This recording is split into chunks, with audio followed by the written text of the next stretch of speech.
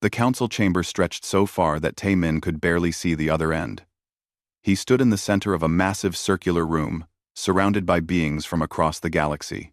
Some looked like crystals that caught the light. Others were clouds of gas held together by force fields. A few looked almost human. But their eyes were wrong. Too large, or too many. Tae-min wore his best suit, dark blue with Earth's symbol on the shoulder. Next to him stood Ji-woo, his security officer. She kept her hand near her weapon, though Tae-min had told her it would do no good here. These beings could destroy planets. A small pistol meant nothing. Ambassador Tae-min, of Earth, a voice said. It came from everywhere at once. You stand before the Galactic Council. Your species has been granted provisional membership. However, concerns have been raised. Tae-min swallowed. He had expected this. Humanity's application had taken 5 years. 5 years of waiting, of proving Earth was ready to join the greater galaxy. And now, just when they thought they were accepted, this meeting, a hologram appeared in the air above them. It showed Earth, blue and green and beautiful. Then the image changed. Cities burning, explosions, mushroom clouds rising into the sky, bodies in trenches, ships sinking, planes falling. This is humanity's history. The voice continued. 4,000 years of recorded warfare. You have fought each other with stones, with swords, with guns, with atomic weapons. You have killed billions of your own kind. Tae-min felt his face grow hot. That is our past. We have changed. We have been at peace for 60 years, the voice interrupted. 60 years of peace out of 4,000 years of war. A single generation. How can we trust this peace will last? Another being spoke now. This one looked like a bird made of metal, its voice sharp and clicking. Humans are aggressive, territorial, violent. Every psychological test confirms this. You are predators. Ji-woo tensed beside him. Tae-min put a hand on her arm. A gentle warning to stay quiet. We are what our history made us, Tae-min said carefully. But we are also more than that. We have art, music, philosophy. We have learned to cooperate. We reached for the stars together. A new figure moved forward. It was tall, made of something that looked like living crystal. It was a Velthara, one of the oldest species in the galaxy. They had been traveling between stars when humans still lived in caves. Young ambassador, the Velthara said, its voice like wind chimes. I have watched species rise and fall for 10,000 of your years. I have seen empires that spanned 100 worlds burn to ash. I have seen peaceful races provoked into genocide. I have seen it all. The crystal being moved closer. Tae-min could see his own reflection in its surface, distorted and strange. I must tell you something, and I hope you understand. I say this without malice. Humans are the most dangerous species I have encountered in all my years. The chamber fell silent. Tae-min felt his heart pounding. Not because you are strong, the Velthara continued. Many species are stronger. Not because you are smart. Many are smarter. You are dangerous because you do not surrender. Ever. None. The hologram changed again. It showed a human soldier, wounded, crawling forward. Then a ship, burning, still firing its weapons. Then a city under siege, its people fighting with whatever they could find. Other species fight until victory is impossible. Then they surrender, the Velthara said. Humans fight until they win, or until they die. You do not have a concept of acceptable loss. Every human death must be avenged. Every defeat must be overturned. You adapt. You improvise. You survive situations that would destroy other species. The Velthara turned to address the entire council. I propose strict monitoring protocols. Humanity must be watched. Their military expansion must be limited. They must not be allowed to grow too powerful, too quickly. Murmurs filled the chamber. Some agreed. Others seemed uncertain. But one being laughed. It was a harsh, barking sound. The being stood. It was huge, covered in thick scales, with 4 arms and eyes like burning coals. Taemin recognized it from his briefings. A Krell, from the Dominion. They controlled 40 star systems and had one of the largest military forces in the galaxy. "This is foolishness," the Krell representative said. "You fear these children? They have one planet, one system. Their ships are primitive. Their weapons are toys. I have seen their military capacity. They are nothing. You have not studied their history closely enough," the Velthara warned. "I have studied enough," the Krell snapped. "They fight among themselves because they have no real enemies. Give them a true opponent, and they will fold, like all primitives do. The Dominion has crushed dozens of species more advanced than humanity." The Velthara's light pulsed, a sign of agitation that Taemin had read about. "Then you are a fool. I am a realist," the Krell said. "And I will prove it. The Dominion moves to expand in the outer sectors. If human space happens to be in our path, we will see how dangerous these primates truly are." Taemin stepped forward. "That would be a violation of settlement treaties. Human colonies are protected under—" "Protected?" The Krell laughed again. "Protected by whom? By this council that meets once a cycle and debates for years before taking action? No. Human. Your protection is only as strong as your ability to defend yourselves." The voice that had first spoken returned. "The Dominion is reminded that aggressive expansion requires council approval. The Dominion recognizes the council's guidelines," the Krell said, making the word sound like an insult. "We will act within established precedent." It looked directly at Taemin. "I suggest your colonists learn to evacuate quickly." With that, the Krell turned and left the chamber. Several other representatives followed. The council dissolved into arguing. Some supported the Velthara's warning. Others thought humanity should be given more freedom. A few sided with the Krell, believing humans were being overestimated. Taemin stood in the center of it all, feeling small and helpless. Jiwoo moved closer to him. "Sir," she whispered. "That sounded like a threat." "It was a threat," Taemin replied quietly. The Velthara approached them. Up close, it was even more impressive, towering over both humans. "Ambassador Taemin, I want you to understand something. I did not speak today to insult your species. I spoke to save lives." "I know," Taemin said. "The Krell are powerful but arrogant. They see only strength in size and numbers. They do not understand that some prey, when cornered, becomes something else entirely." The Velthara's light dimmed. "I have seen what humans do when threatened. I have studied your wars, your literature, your philosophy. You have a saying, yes? About cornered animals? A cornered animal fights the hardest," Jiwoo said. "Yes. But humans are not animals. You are something more dangerous. You are thinking, planning, remembering creatures who become vicious when threatened." The Velthara paused. "If the Krell attack your colonies, they will learn this lesson. But the cost will be terrible. For everyone." "What should we do?" Taemin asked. "Prepare," the Velthara said simply.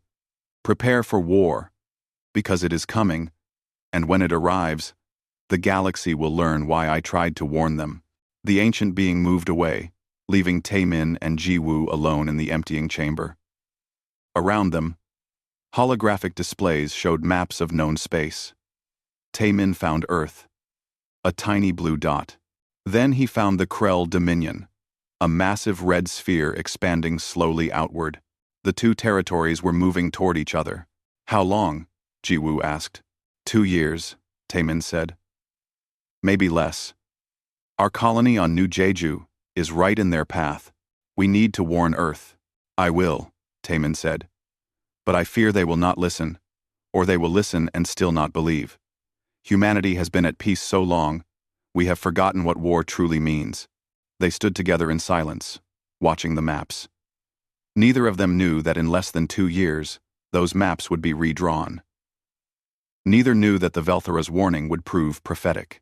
Neither knew that the galaxy was about to learn why some species should not be provoked. They only knew that something terrible was beginning, and there was nothing they could do to stop it. Governor Hyun-woo stood on the observation deck of New Jeju's main orbital station, watching the sunrise over the planet below. The station had been his pride, built over 10 years by colonists who dreamed of making this world their home. 3,000 people lived and worked here.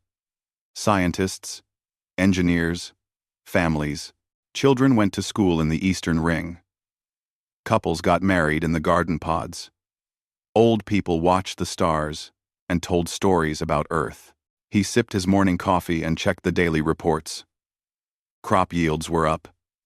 The new water treatment plant was ahead of schedule. Everything was peaceful. Then the alarms started. Hyun-woo dropped his coffee.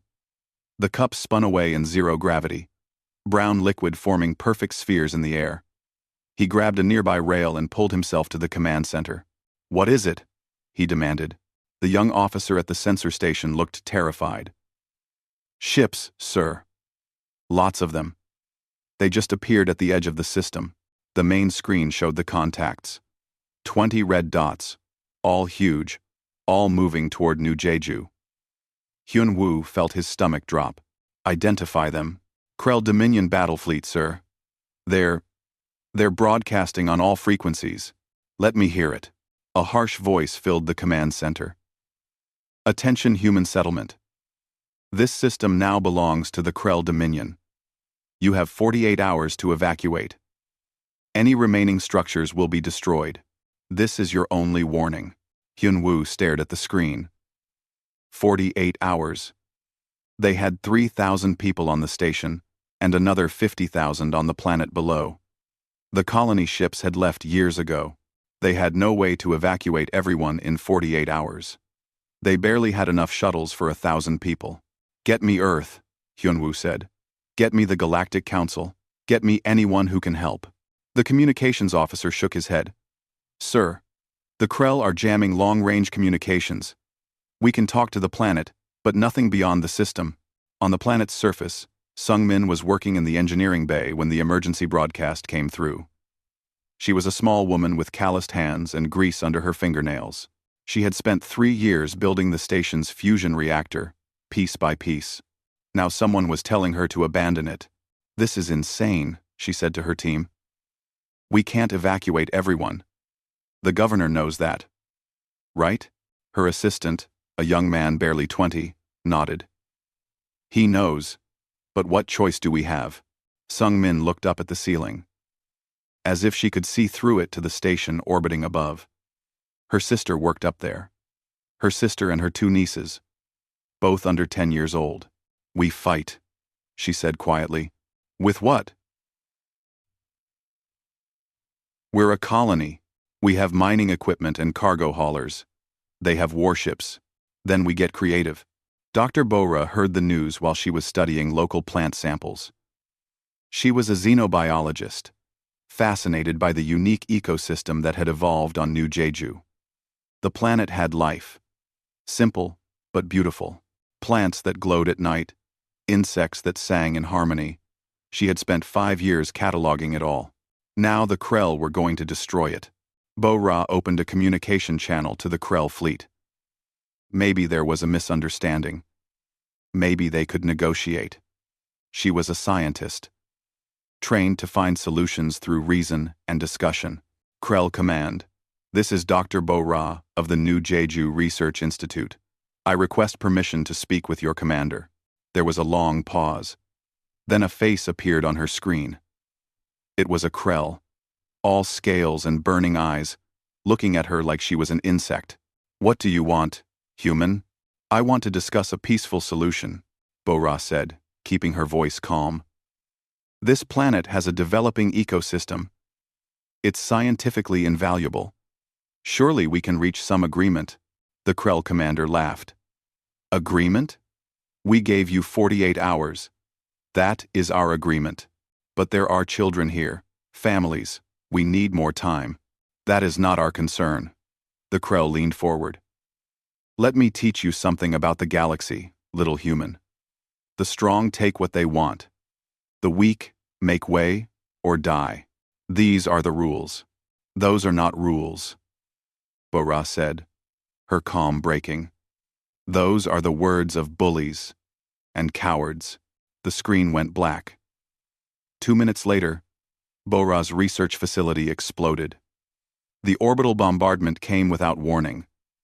A lance of energy from space that turned her lab into a crater. She survived only because she had walked outside to collect samples. The blast threw her 20 meters, and she woke up hours later, burned and bleeding, watching the smoke rise into the sky. On the station, Sung-min watched the bombardment through the cameras. She saw the crater where Bo-Ra's lab had been. She saw the Krell ships moving closer. They're not waiting 48 hours, someone said. They're starting now. Hyunwoo's voice came through the speakers, addressing everyone on the station and the planet. All personnel, this is the governor. The Krell have begun hostilities. We are at war. I am ordering all shuttles to begin evacuation of non-essential personnel, priority to children and elderly. All remaining personnel are to prepare for defense. Defense with what? Someone asked desperately. Jae-sung heard the question. He was a former Earth naval officer who had retired to New Jeju 5 years ago, hoping for peace. He was 50 years old, with gray in his hair and old scars on his hands. He had fought in Earth's last war, back when humans still fought each other. He had hoped to never fight again, but he was a warrior. And warriors do not forget their training. Listen to me, Jae-sung said, gathering the colonists in the main hangar. I know most of you are not soldiers.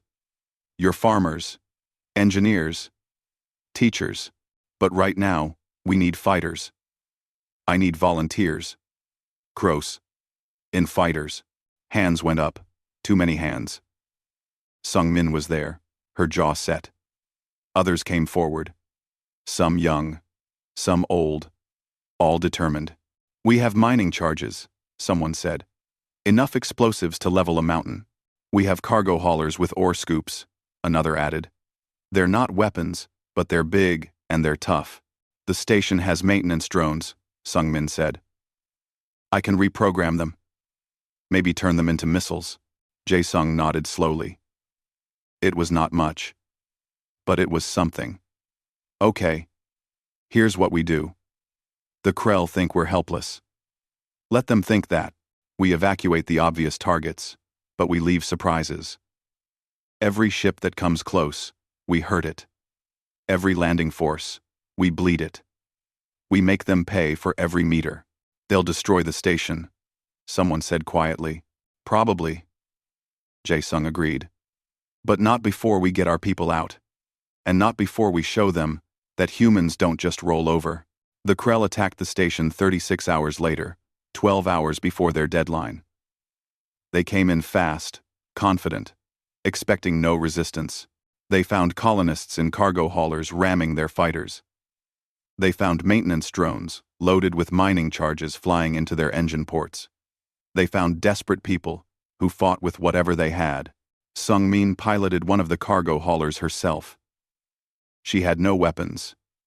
Just a heavy industrial vehicle, designed to carry ore. When a Krell fighter came close, she hit it with the ore scoop, crushing it like a tin can. The impact shook her teeth. But she kept flying, looking for the next target. The station took heavy fire. Whole sections exploded. Bodies tumbled into space. But the shuttles kept launching, carrying children and elderly to the planet below. Every minute they bought was another life saved. Hyunwoo stayed in the command center until the end. When the final explosion came, he was still at his post, directing the last evacuation shuttle. His last words were coordinates for a safe landing site. Sung-min barely escaped. Her hauler was hit, sending her spinning toward the planet.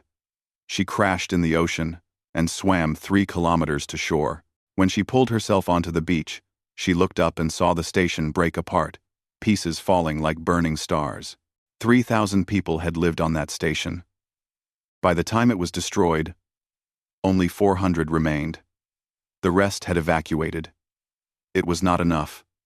It would never be enough. But it was something.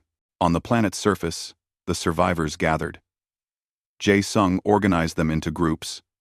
Fighters here, engineers there, medical personnel in the center.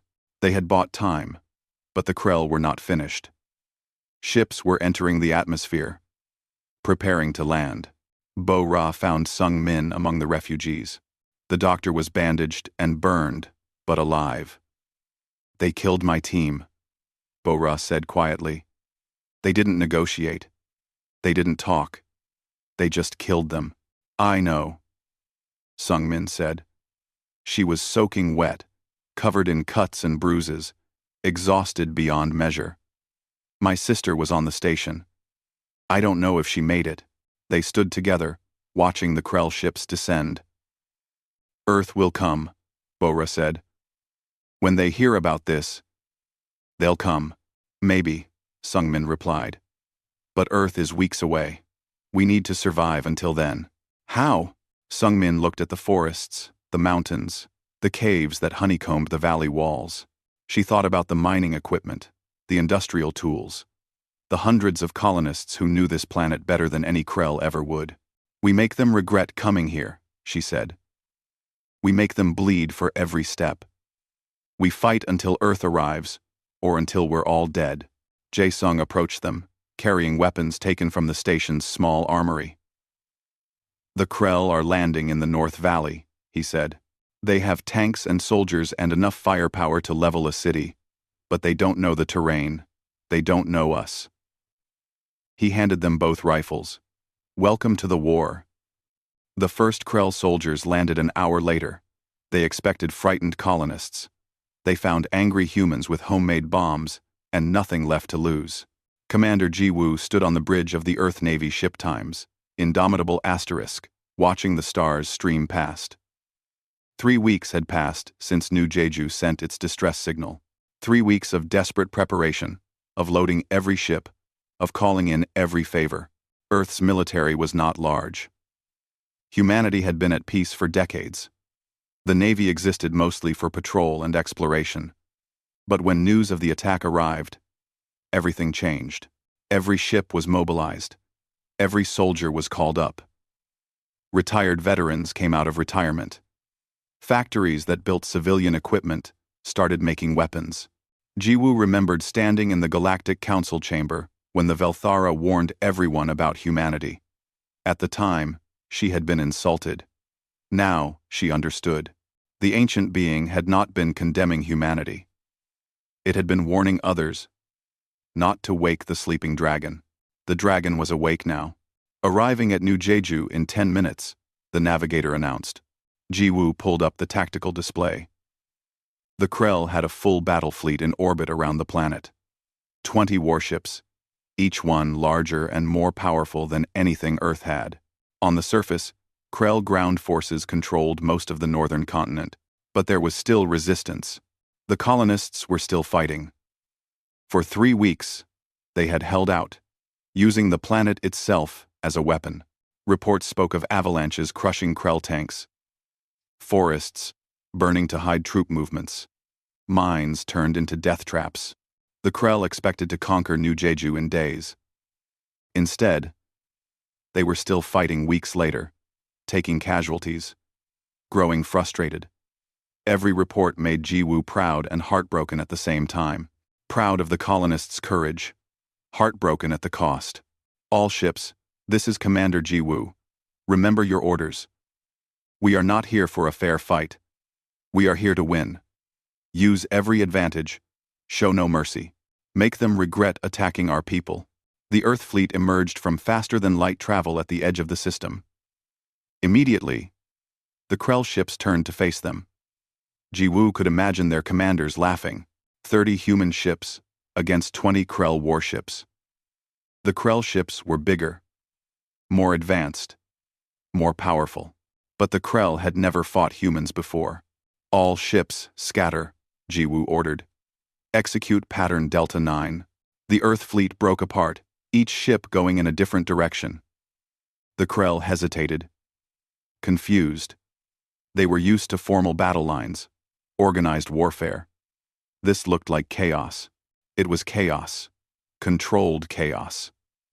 Humans had learned long ago that sometimes the best strategy was to be unpredictable. 3 Earth ships flew straight at the Krell flagship, weapons firing. The Krell responded with overwhelming firepower, destroying one ship and crippling another. But while they were focused on that attack, 5 more human ships hit them from behind, targeting their engines. The Krell flagship's shields held, but they were damaged. And they were angry now. They chased the attacking ships, which led them away from the rest of the Krell fleet. This was the plan. Divide them. Separate them.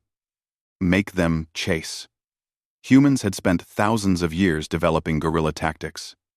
Now, they were using those lessons in space. A Krell cruiser caught one of the human ships and destroyed it with a single shot. But as it moved forward, it hit a minefield the humans had deployed. While retreating, the cruiser survived, but its shields were down. 3 human ships immediately attacked from different angles. The cruiser tried to defend itself, but it could not track all the targets. One human ship flew directly at it, ramming into its bridge. Both ships exploded. The Krell were winning the individual battles, but they were also dying. Each human ship they destroyed cost them resources, time, and sometimes one of their own vessels. The Krell were learning that humans did not fight to win cleanly. They fought to win at any cost. On the planet's surface, Jae-sung heard the sounds of battle in orbit. He stood on a mountain ridge, watching explosions light up the sky. Next to him, Sung-min adjusted a sensor array they had salvaged from the station wreckage. "Earth is here," she said, her voice cracking with emotion. "They actually came." "Of course they came," Jae-sung replied. "Humans don't abandon their own." Below them, a Krell ground force was moving through the valley. They had been hunting the resistance for weeks, growing more brutal each day. 2 days ago, they had burned an entire village because they suspected it was hiding fighters. They had killed everyone, including children. That village had been empty. The colonists had evacuated it days earlier. But the Krell killed anyway, out of frustration and rage. Now those same Krell soldiers were marching through a valley that looked safe. They did not know that the colonists had spent a week preparing it. Jae-sung raised his hand, waiting. The Krell force moved deeper into the valley. Tanks rolled over solid ground. Soldiers walked in formation. They looked confident. Jae-sung dropped his hand. The valley exploded. Mining charges buried in the walls went off simultaneously, bringing down millions of tons of rock. The avalanche buried the Krell force in seconds. Tanks disappeared under stone. Soldiers vanished in dust and debris. When the dust cleared, nothing moved in the valley. It was now a tomb. "That's for the village," Sung-min said quietly. They retreated before Krell air support could arrive. The colonists had learned to never stay in one place. Hit and run. Attack and disappear. Make the enemy afraid to move forward. In a hidden cave system, Dr. Bo-ra worked with tissue samples from dead Krell soldiers. She had been studying them for days, looking for any weakness. The Krell were tough. Their scales were like armor. Their bones were dense and hard to break. But Bo-ra had found something interesting. "Their sensory organs are incredibly advanced," she explained to the other scientists. "They can detect heat, sound, electromagnetic fields. But they're calibrated specifically for their own technology. Their ships, their equipment, everything operates on similar frequencies." "What does that mean?" someone asked. "It means we can blind them." Bo-ra pulled up a diagram. "If we can build jammers that target those specific frequencies, we can overload their senses. They won't be able to see, hear, or navigate properly. Can we build something like that?" Sung-min stepped forward. She had been listening from the cave entrance. "Yes.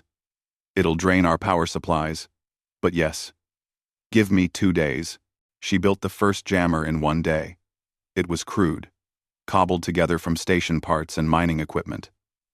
But when they tested it near a Krell patrol, the results were spectacular. The Krell soldiers stumbled around, firing blindly, unable to coordinate. The colonists picked them off easily. Commander Ji-woo heard about this development and immediately understood its value. She ordered Earth's industrial ships to start mass-producing the jammers. Within days, every human ship and every colonist group had them. The battle in orbit changed. Suddenly, Krell ships found their sensors unreliable. Their targeting systems glitched. Their pilots could not track human ships effectively. The technological advantage they had relied on was stripped away. Now it was just fighting. And humans were very, very good at fighting. The Krell admiral finally understood the situation. He sent a message to the human fleet, requesting negotiation. Commander Ji-woo listened to his words. "We are willing to discuss terms," the Krell said. "Clearly, this battle is costly for both sides. Perhaps we can reach an agreement." Ji-woo thought about the orbital station, destroyed with 3,000 people on board. She thought about the village the Krell had burned. She thought about weeks of colonists fighting desperately while the galaxy debated and did nothing. "No," she said simply. "No?" The Krell admiral sounded shocked. "You refuse negotiation?" "You were warned," Ji-woo replied. "The Galactic Council warned you. The ancient races warned you. Even our ambassador warned you. But you attacked anyway. You killed our people. You destroyed our homes. Now you want to talk? We are offering you peace. We don't want your peace. We want justice." Ji-woo leaned forward, her voice cold. "Every ship you have will be destroyed or captured. Every soldier you have on that planet will surrender or die. These are our terms. Accept them or don't. Either way, the result is the same." The Krell admiral cut the connection. An hour later, the Krell fleet tried to retreat. They turned and ran, hoping to escape to faster-than-light travel before the human ships could stop them. But humans had been expecting this. They had positioned ships along every escape route. As the Krell fled, they ran into ambushes. Human ships that had been hiding in asteroid fields and behind moons suddenly appeared, weapons firing. The battle became a slaughter. Krell ships that had seemed invincible weeks ago now died like wounded animals. Their shields failed. Their weapons ran out of ammunition. Their crews panicked and made mistakes. By the time it was over, 18 of the 20 Krell warships were destroyed or captured. The remaining 2 were so damaged they could barely fly. Commander Ji-woo let them go. She wanted survivors to tell the story. She wanted the galaxy to know what happened when you attacked humanity. On the planet, the Krell ground forces received orders to retreat to the evacuation points, but the colonists surrounded those points. Jae-sung stood on one side with 300 fighters. Sung-min stood on another side with engineering teams ready to destroy any ship that tried to land. The Krell soldiers were trapped. They tried to fight their way out, but they were in unfamiliar territory, blind from the jammers. Exhausted from weeks of guerrilla warfare, they surrendered in groups, throwing down their weapons, begging for mercy. Jae-sung granted them mercy. He was a soldier, not a murderer. The Krell prisoners were taken to camps, where they received food and medical care. Many of them seemed shocked by this treatment. They had expected humans to kill them all. "Why?" one Krell soldier asked Sung-min. "Why do you show mercy? We would not have spared you." "I know," Sung-min replied. "That's the difference between us and you." When the battle ended, New Jeju was free. The colonists had paid a terrible price. Thousands dead, cities destroyed, years of work ruined. But they had won. They had faced a superior force and survived. Commander Ji-woo landed on the planet to meet with the survivors. She found Jae-sung, Sung-min, and Bo-ra standing together, watching the sunset. They looked exhausted, wounded, older than they had been weeks before. "Earth thanks you," Jiwoo said. "You held out longer than anyone thought possible." "We didn't have a choice," Jae-sung replied. "Yes, you did. You could have surrendered. Many species would have." "Humans don't surrender," Sungmin said. It was not a boast. Just a statement of fact. Jiwoo nodded. "No, we don't. And now the galaxy knows that." Above them, captured Krell ships were being towed into orbit by Earth vessels. Soon they would be taken back to human space, studied, reverse-engineered. Humanity would learn from this battle. They would become stronger. The Velthara had been right. Humans were dangerous. Not because they were powerful, but because they never stopped. Never quit. Never forgot. The captured Krell warship floated in Earth's orbital shipyard, surrounded by construction scaffolding and repair drones. It had taken 3 months to make it operational again. 3 months of human engineers crawling through alien corridors, learning systems that were never meant for their hands. Captain Jae-sung stood on what had once been the Krell Bridge. Everything was too large for humans. The chairs were built for beings, with 4 arms and scaled skin. The consoles were at uncomfortable heights. But the humans had adapted, adding platforms and modified controls. They renamed the ship times Defiance Asterisk, a name that carried weight after what happened at New Jeju.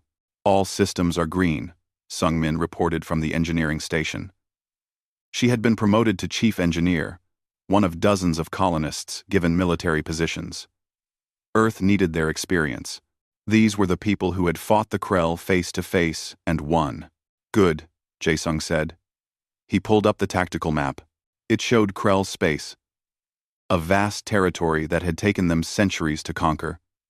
Red dots marked military installations, supply depots, automated factories. Target selection. Automated factories. Commander Jiwoo's face appeared on the communication screen. She was still on Earth, coordinating the overall strategy. "Hit the supply depot in the Tarsus system first. It's automated, minimal crew. We want to test the ship's performance before taking on harder targets." "Understood." Jae-sung looked at his crew. They were a mix of military personnel and colonists. Some had fought in the battle for New Jeju. Others were volunteers, angry about the attack on humanity. All of them were ready. The Times, Defiance Times, jumped into Krell space using their own faster-than-light technology. It was strange, operating a ship that had been enemy property just months ago. But humans learned fast. That was what made them dangerous. The Tarsus system appeared around them. A single station orbited a dead planet, storing supplies for Krell military operations. According to intelligence, it had maybe 50 personnel and basic defenses. "They're scanning us," Sungmin reported. "They think we're one of theirs." Of course they did. The Times Defiance Times broadcast Krell identification codes. The humans had cracked those codes weeks ago. It was surprisingly easy once they understood the Krell mindset. The Krell built systems based on the assumption that no enemy would ever capture their ships intact. It was arrogant. It was stupid. It was typical. "Take us in close," Jae-sung ordered. The Times Defiance Times approached the station slowly, looking like it needed repairs. The station's commander hailed them, demanding status reports. One of the human crew members, trained to mimic Krell speech patterns, responded in their language. The station believed them. When they were close enough, Jae-sung gave the order. "Fire everything." The Times Defiance Times opened up with weapons at point-blank range. The station's shields barely had time to activate before they were overwhelmed. Explosions ripped through the structure. Emergency pods launched, carrying survivors into space. "Let them go," Jae-sung said. "We want them to tell others what happened." The station broke apart, spilling supplies into space. The Times Defiance Times collected what it could, then jumped away before Krell reinforcements could arrive. The entire operation took 20 minutes. This was the new strategy. Humanity did not have the resources to invade Krell space directly, but they did not need to. Instead, They would cut the Krell apart, piece by piece. Supply lines, communication relays, automated factories. Everything that made the Dominion function. Over the next 6 months, the Times, Defiance Times, and other human strike teams hit dozens of targets. They were like a virus in the Krell system, disrupting everything. The Krell tried to stop them, but humans were unpredictable. They attacked in unexpected places, used captured codes, and disappeared before reinforcements arrived. Dr. Bora worked in a research facility on Earth, analyzing every piece of Krell technology they captured. She had become an expert on their biology and their systems. What she found was both impressive and terrifying. The Krell are efficient, she explained to Commander Jiwoo during a briefing. Everything they build is optimized. Their supply chains run like clockwork. Their ships are perfectly maintained. Their soldiers follow procedures exactly. That sounds like a strength, Jiwoo said. It is, until it becomes a weakness. Bora pulled up a diagram showing Krell command structure. Look at this. Every system connects to regional commanders. Every regional commander reports to the central leadership. It's a perfect hierarchy. Perfect until you break it. Exactly. The Krell don't adapt well to chaos. They have protocols for everything. But those protocols assume logical opponents who follow predictable patterns. Bora smiled grimly. Humans are not logical. We improvise. We take crazy risks. We change tactics mid-battle. The Krell command structure can't keep up. This information changed everything. Commander Jiwoo began targeting Krell command ships specifically. Every time a regional commander died, the Krell systems under their control would continue following their last orders, unable to adapt to changing situations. In one system, the Krell fleet kept patrolling the same routes for weeks after their commander was killed, even as human ships raided supply depots right next to them. The patrol routes were efficient. They made perfect sense. But they left gaps that humans exploited. The Krell tried to reorganize, but humans kept hitting them faster than they could adapt. It was psychological warfare on a massive scale. The Krell, who had conquered dozens of species with overwhelming force, suddenly found themselves hunted. Other species in Krell space noticed what was happening. Races that had been conquered and enslaved for generations saw the mighty Dominion bleeding. Some began quiet rebellions. Others simply stopped cooperating, moving slowly, losing supplies, making mistakes. The Krell cracked down with brutal force, but that only made things worse. They were now fighting on multiple fronts, against enemies both outside and within their territory. Resources that should have been used against humanity were diverted to internal security. Sung Min, working aboard the Times Defiance Asterisk, saw this happening firsthand. During a raid on a Krell factory world, she encountered workers from a species called the Torven. They were small, insect-like beings who had been building Krell weapons for 40 years. Please, one of them said in broken common language. Take us with you. We will help. Why should we trust you? Jae-sung asked. Because the Krell killed our children when we worked too slowly. Because we have waited generations for someone to hurt them. Because humans fight, like we wish we had fought. Jae-sung looked at Sung Min. She nodded. They took the Torven workers aboard, along with detailed information about Krell manufacturing processes. That information allowed humanity to identify weaknesses in Krell equipment, targeting specific components that would cause catastrophic failures. 6 months into the campaign, the Krell Dominion controlled 37 systems instead of 40. The Krell military was stretched thin, trying to maintain order while fighting an enemy they could not pin down. The Krell leadership finally acknowledged they had a problem. They sent diplomatic messages to Earth, offering negotiations. Commander Jiwoo did not respond immediately. She let them wait. Let them worry. When she finally answered, her message was brief. We will negotiate when you withdraw from all human systems and pay reparations for New Jeju. Until then, the war continues. The Krell refused. They still believed they could win, Their military was larger. Their technology was superior. They just needed to find the humans and engage them in decisive battle. But humans did not fight decisive battles. They fought like wolves, attacking the weak and fleeing from the strong. They fought like water, flowing around obstacles and wearing down resistance. They fought like humans always had, using every advantage and creating new ones when none existed. The decisive moment came in the Ashara Nebula. The Krell gathered the remnants of their battle fleet there, planning to use it as a staging ground for a major counteroffensive against Earth. Intelligence suggested they had 15 warships, all equipped with new shields designed to counter human weapons. Commander Ji-woo gathered every available ship, 30 human vessels, including the Times Defiance Asterisk, prepared for what could be the final battle. If they won, the Krell would be broken. If they lost, Earth would be vulnerable to retaliation. The human fleet entered the nebula using stealth technology reverse-engineered from captured Krell ships. The nebula's gases interfered with sensors, helping both sides hide. It should have been an advantage for the defenders, but Sungmin had modified the Times Defiance Asterisk sensors, allowing it to see through the interference.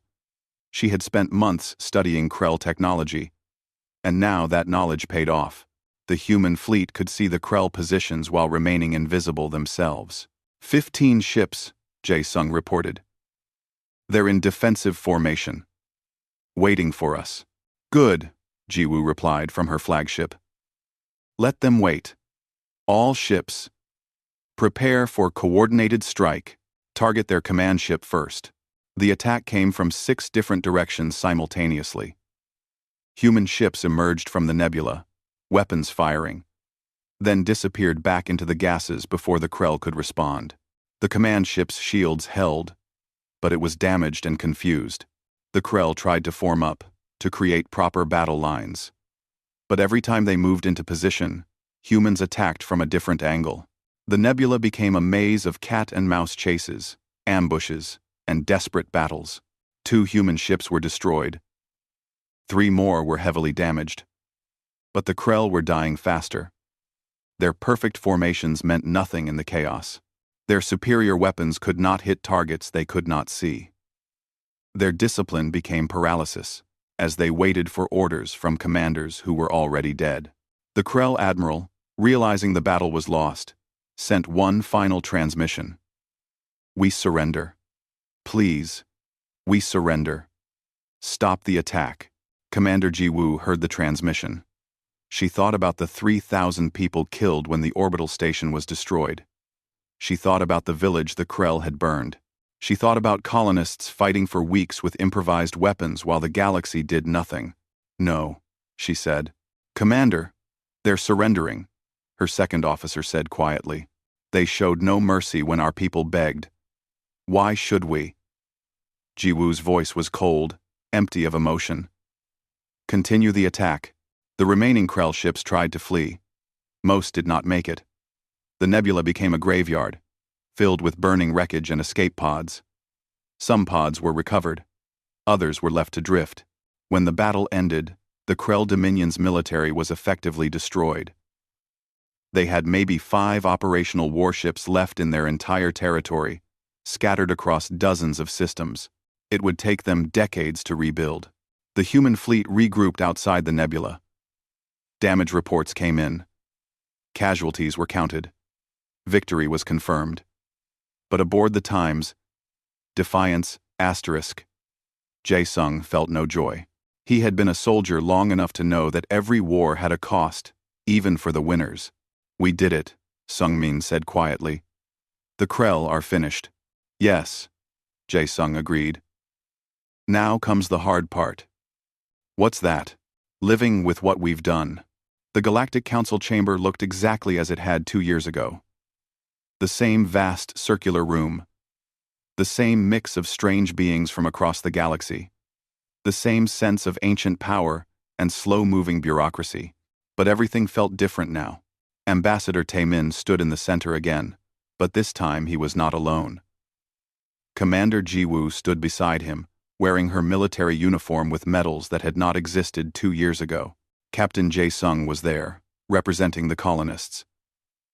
Dr. Bo-ra and Engineer Sung-min attended as technical advisors. Above them, holographic displays showed the current state of Krell space. Where once there had been a vast red sphere representing the Dominion's territory, now there were fragments. Systems declaring independence. Regions in open rebellion. A civilization that had ruled 40 systems for centuries was falling apart.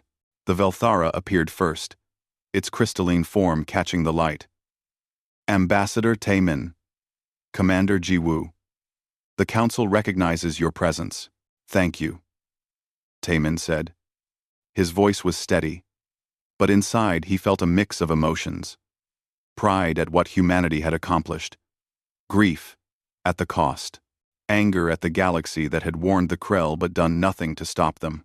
Other council members materialized around them. Some looked curious. Others seemed afraid.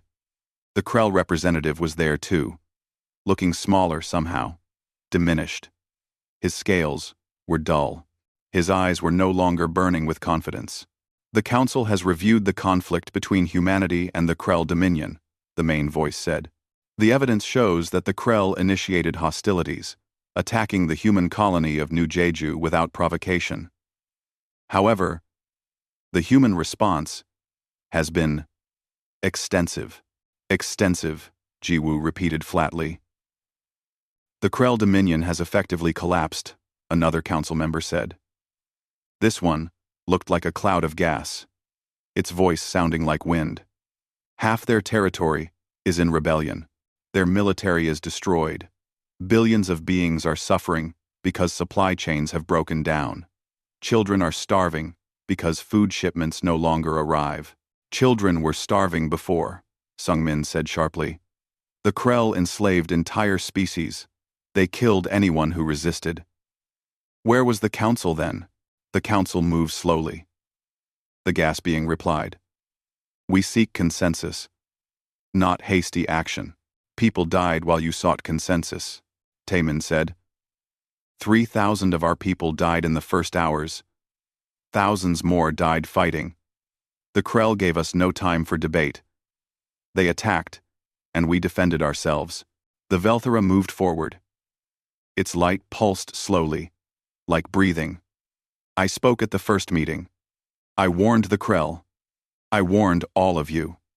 I said humans were dangerous, not because of strength, but because they do not surrender, because they remember, because they turn every defeat into fuel for revenge. You make us sound like monsters, Jae-sung said quietly. No, the Velthara replied. I make you sound like survivors. That is what humans are. Survivors who will do whatever it takes to protect their own. The Krell representative finally spoke. His voice was hoarse, broken. We did not understand. We saw primitives with one planet. We thought overwhelming force would be enough. You thought wrong, Ji-woo said. We request mercy, the Krell continued. Our people are suffering. Our economy is destroyed. We accept responsibility for starting this war. We ask for peace. Taemin pulled up a document on the holographic display. These are our terms. The Krell Dominion will withdraw completely from all disputed territories. You will release all enslaved species and grant them independence. You will dismantle your offensive military, keeping only defensive forces. You will pay reparations to humanity and to every species you have conquered. And you will never again threaten human colonies. Those terms will destroy us, the Krell representative said. You destroyed yourselves, Taemin replied. When you ignored the warnings. When you attacked innocent people. When you thought might made right. We are simply ensuring you never make those mistakes again. The council chamber fell silent. Finally, the main voice spoke. The Council finds these terms acceptable.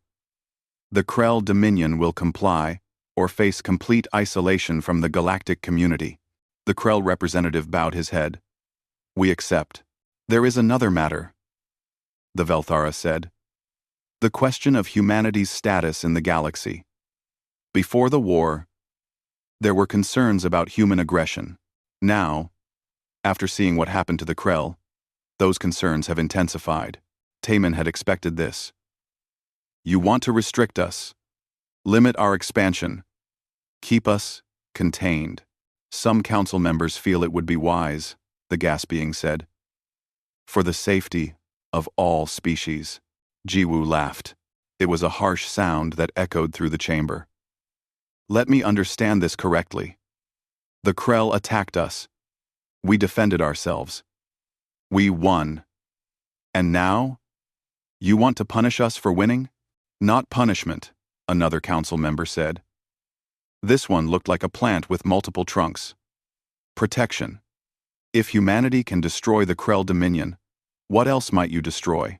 Whatever threatens us, Jiwoo said simply. That is what concerns us. The Velthara's light flashed bright. Enough. I have lived 10,000 years. I have seen empires rise and fall. I have seen peaceful species become conquerors, and conquerors become dust. Let me tell you what I see when I look at humanity. The ancient being turned to face Taemin directly. I see a species that was nearly destroyed multiple times in its history. Wars, plagues, disasters, any of those events could have ended human civilization. But you survived. Not because you were strongest or smartest, but because you refused to give up. I see a species that reaches for the impossible. You went from primitive tools to space travel in a few thousand years. You built weapons that could destroy your own planet. Then, chose peace instead. You are capable of terrible violence and extraordinary compassion. I see a species that remembers. Every wrong must be righted. Every attack must be answered. You carry grudges across generations. This makes you dangerous. But it also makes you loyal. No human child will ever be abandoned. No human colony will be forgotten. You protect your own with absolute ferocity. The Velthara paused, its light dimming slightly. The Krell saw primitives. I see the most dangerous species in the galaxy. Not because you are evil, but because you cannot be broken. You bend but never snap. You lose battles but always return. You are survivors. Number 5. You Magsard. So what do you suggest? The main voice asked. I suggest we grant humanity protected species status, the Velthara said. This designation is reserved for civilizations too dangerous to provoke. It means no other species may attack human territory without facing council sanctions. But it also means humanity must follow certain rules. No aggressive expansion. No unprovoked attacks. Disputes must be brought to the council first. And if we refuse, Taemin asked, then the galaxy will fear you instead of respecting you. Other species will see you as monsters. They will form alliances against you. Eventually, you will face another war, and another, until even human persistence is not enough. Taemin looked at his companions. Jiwoo nodded slowly. Jae-sung seemed thoughtful. Sung-min and Bo-ra both agreed. We accept protected species status, Taemin said. On one condition. The council must act faster in the future. We will not wait years for justice while our people die. If the council cannot protect us, we will protect ourselves. Agreed, the Velthara said. The council will establish rapid response protocols for threats to protected species. It is the least we can do after failing you at New Jeju. The chamber filled with discussion as council members voted. When the vote was counted, the result was overwhelming. Humanity was granted protected species status. They would have a permanent seat on the council. They would have the right to defend their territory without approval. They would be respected and feared. After the meeting ended, Taemin and his group gathered outside the chamber. They looked tired. The war had aged all of them. We won, Sung-min said. Why doesn't it feel better? Because winning a war is not the same as winning peace, Jae-sung replied. We saved ourselves. But we also showed the galaxy what humans are capable of. That knowledge will change how they see us forever. Is that bad? Bora asked. I don't know, Jae-sung admitted. Jiwoo stood apart from the group, looking at a wall displaying names. The memorial for New Jeju listed everyone who died in the attack and the subsequent fighting. 3,000 on the station. 5,000 more during the planet's defense. Thousands of soldiers in the battles that followed. Names scrolled past, each one a person with a life, with dreams, with people who loved them. Commander, Taemin said softly, approaching her. I gave the order, Jiwoo said. When the Krell surrendered in the Ashara Nebula, I ordered the attack to continue. I killed them even after they begged for mercy. They showed no mercy at New Jeju. I know. That's what makes it worse. I became exactly what I needed to be, to win. But I don't know if I can live with what I became. Taemin stood beside her, looking at the names. Humanity has always been capable of terrible things, but we're also capable of learning from them. The Krell attacked because they thought we were weak. Now they know better. Maybe the lesson will save lives in the future. Or maybe we just taught the galaxy to fear us. Perhaps both are true. They returned to Earth a week later. New Jeju had been partially rebuilt. The orbital station was gone, replaced by a military outpost. The planet's cities were growing again. But slowly. Scars from the war would take generations to heal. Governor Hyunwoo's memorial stood in the capital city, a statue of him facing toward space, toward where the station used to be. Colonists left flowers there every day. His last words were carved into the base, coordinates for a safe landing site. Even in death, he had been trying to save his people. Jae-sung retired again, this time permanently. He bought a small farm on New Jeju and tried to forget the war. Sometimes he succeeded. Sung-min took a position at Earth's main shipyard, designing new vessels. She used everything she had learned from captured Krell technology. Her ships were faster, smarter, and more efficient than anything humanity had built before. Bo-ra returned to research, but now she studied ways to prevent wars instead of fight them. She worked on translation systems, hoping to improve communication between species. Understanding, she believed, was the key to peace. Jiwoo received Earth's highest military honor. Then she resigned her commission.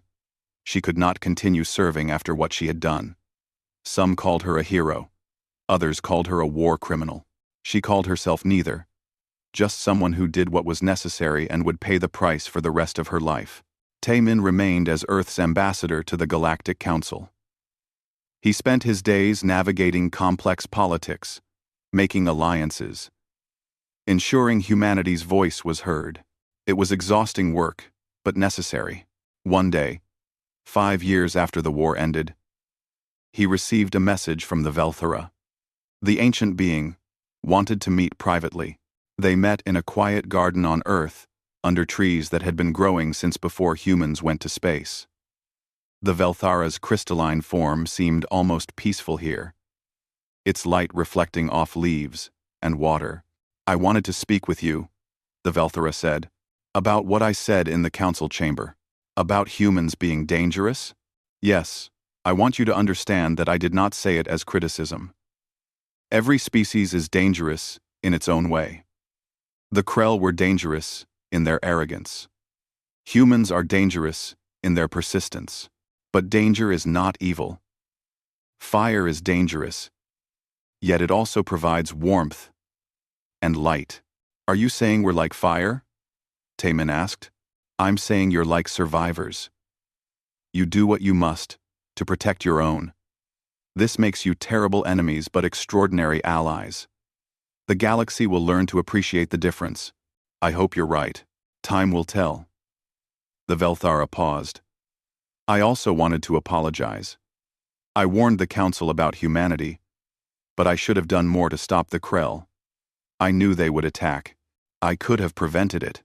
Why didn't you? Because I thought the cost of the lesson was worth it. I was wrong. The cost was paid by people like Governor Hyunwoo, who died trying to save others. I am sorry.